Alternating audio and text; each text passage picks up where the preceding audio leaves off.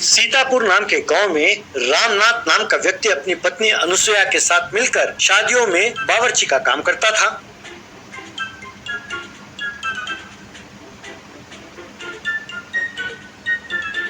उसके सारे व्यंजनों में पिलो चीज स्पेशल बहुत मशहूर था।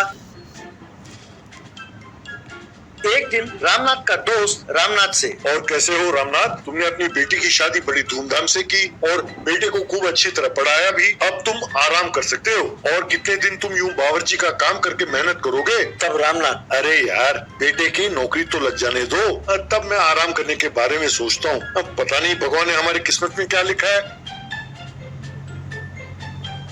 उसके अगले ही दिन नींद में ही रामनाथ का देहांत हो गया। तब परिवार चलाने की जिम्मेदारी उसके बेटे अजय पर पड़ी। अजय ने बहुत कोशिश की, लेकिन उसे कोई भी ठीक से नौकरी नहीं लगी।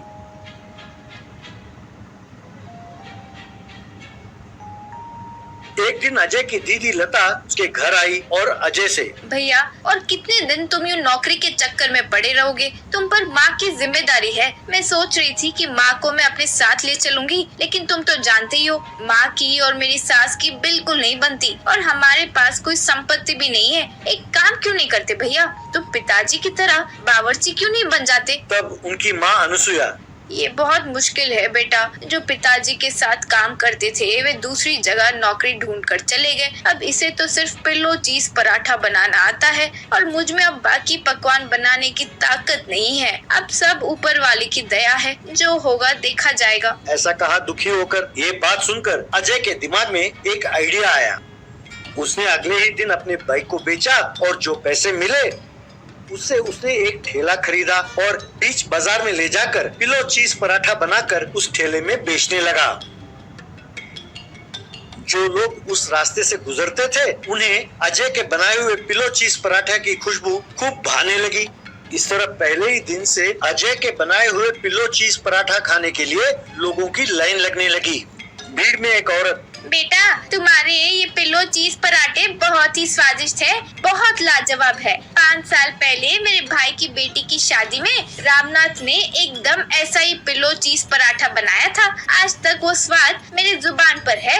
मैंने बहुत कोशिश की, ऑनलाइन पर भी और दूसरे रेस्टोरेंट पर भी, लेकिन ऐसा पिल्लो चीज पराठा मुझे कहीं नहीं मिला। तब अजय ने गर्व के साथ कहा, वो रामनाथ मेरे पिताजी हैं। तब वो औरत, ये बात हुई ना, तुम्हें उनका ये पराठा बनाने की विधि विरासत में मिला है। एक और दिन एक और व्यक्ति ने पिलो चीज पराठा खाया और बहुत ही स्वादिष्ट है और काफी सेहतमंद भी है ये खाना। मैं मनपसंद ग्रुप ऑफ होटल्स का चेयरमैन हूँ। मैंने तुम्हारे पिलो चीज पराठे के बारे में बहुत सुना, इसीलिए खाने आ गया। अगर तुम्हें मंजूर हो तो कल से ही हमारे ग्रुप ऑफ होटल्स के लिए तुम अपना पिलो चीज पराठा सप्लाई किया करो। कहकर अपना विजिटिंग कार्ड देकर वहाँ से चला गया। तब अजय ने उस गांव में बेरोजगार युवकों को चुना और घर में ही पिलो चीज पराठा बनाकर उन युवकों के द्वारा मनपसंद ग्रुप ऑफ होटल्स को पिलो चीज पराठा सप्लाई करने लगा। लेकिन उसने एक ठेले में पिलो चीज पराठा बनाकर बेचना बंद नहीं किया। उसने कुछ बेरोजगार युवक और युवतियों को अपॉइंट करके गांव में कई जगह